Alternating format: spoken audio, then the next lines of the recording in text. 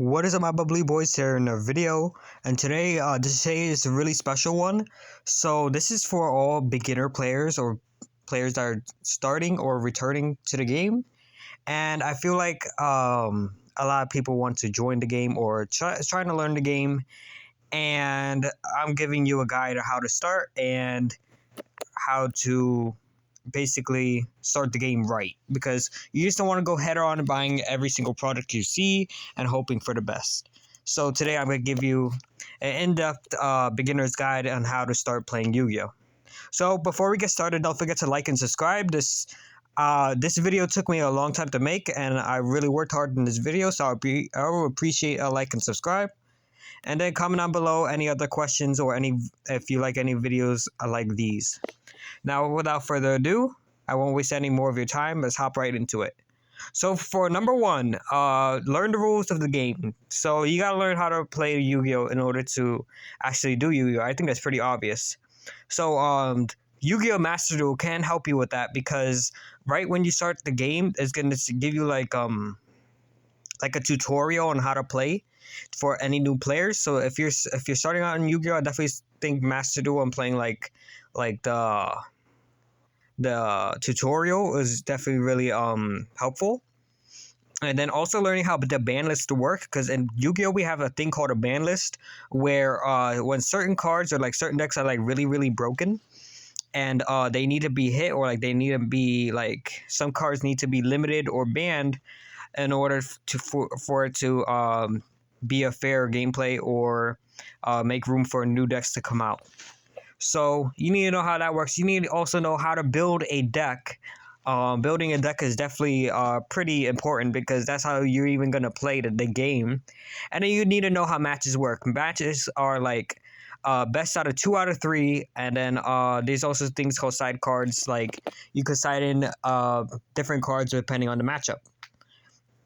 Next, number 2, you need to get a deck. Now you need to get a deck. Now you know the rules of the game. You gotta get a deck.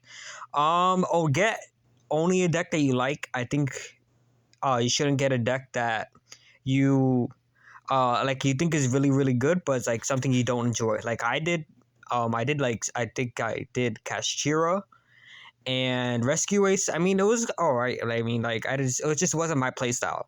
Like I prefer Live Twin over any of those other decks, because Live Twin is more my playstyle, and I love the artwork and the playstyle of it completely. I think the best option for you to get started right now is to buy the most recent structure decks. The most recent structure decks are probably the best ones. Are probably going to be the Tropic structure deck, the Albaz structure deck, and the Crystal Beast structure deck. Now, of course, the Dark World too. And you buy 3 of these of the same structure deck for $30, and boom, you have a deck. Next, you need to memorize the cards in your deck. So you don't want to waste the whole match just reading cards, and your opponent will basically report you for slow playing, and then after that you'll be banned from Yu-Gi-Oh for a little while, and after that you won't be able to play. So you don't want that happening. So you got to memorize your cards, that way you don't know, you don't really have to read the whole time when you're in a match. So definitely memorizing cards is really important. Next, for step 4, you need to playtest and practice with your deck. Definitely playtest and practice is really important. This is one of the most important steps into getting into Yu-Gi-Oh. You need to understand how your deck works, figure out how your deck wants to get started. What's your goal board? Basically, what's your like goal into playtesting? So you see on screen right now, I'm playtesting my deck. I'm practicing, I'm just going through my deck, going first and practicing going second. Also, so you have to have a goal board in mind. If you want to, like, let's say for example, if I'm playing Live Twin, I want to make an Evil Twin Trouble Sunny and possibly a Baguska, and maybe some hand traps as well. So that's what you have to have in mind, and figure out how you have to get to that. So next, combo tutorials actually help really well. So if you're trying to know how the deck works, you look up on YouTube combo tutorials. I do a couple combo tutorials on my channel too, so definitely try to check those out if one of those decks are the decks that you're trying to play.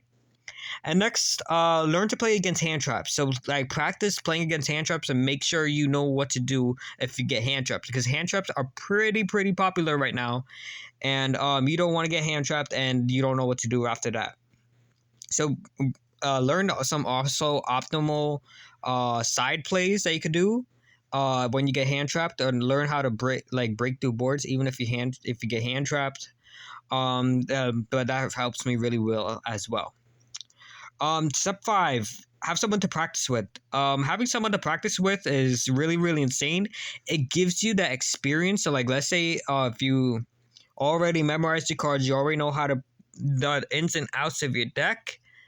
But if you don't put that into the real gameplay or in the real world of Yu-Gi-Oh, you're not gonna succeed. So what I mean is, by playing with an actual person, you know what it's like to you get all those nerves out, all the nervousness, and you just know how to like deal playing with other people, which I think is really good. Because like sometimes when I first started like, getting into competitive, I didn't know how to respond to like certain things. Like I forgot what I could do. Sometimes I misplay or like forget what some of my cards do, because like that anxiety I have when playing against somebody just did not help me at all. So like this gives you the experience and helps you remember responses. So that's why having someone to practice with is really important. And they could also give you some tips or like some other plays that you could do, which is actually really nice. Now for step 6, before you go into an actual tournament, you want to have an idea on the meta. Now the meta is basically what the current best decks are right now.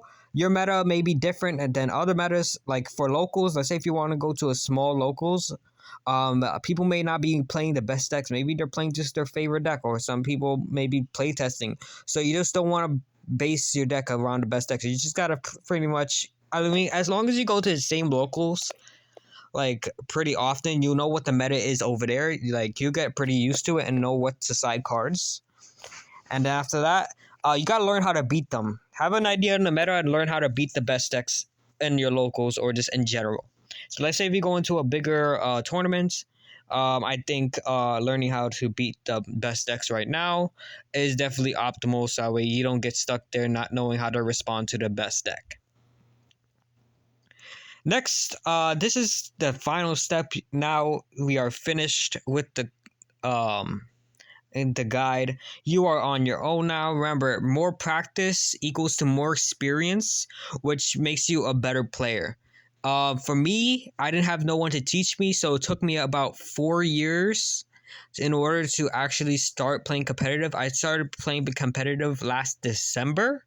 So yeah, it takes a while, but like let's say if you have someone to practice with and learn with, you are in a good spot, and if you just have fun playing Yu-Gi-Oh, that's all that matters.